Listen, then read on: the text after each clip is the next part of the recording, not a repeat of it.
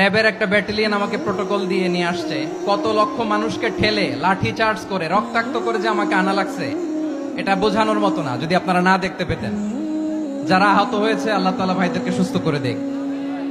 আল্লাহ তাআলা আপনাদের এই প্রচেষ্টাকে কবুল করুন।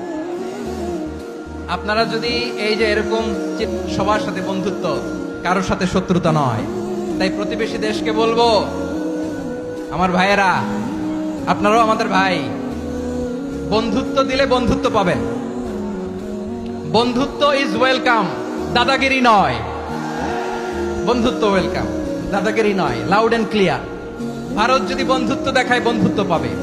কিন্তু ভারত যদি বাংলাদেশে আধিপত্যবাদ বিস্তার করতে চায়, বাংলাদেশের 18 কোটি জনগণ সেটা রুখে দেবে।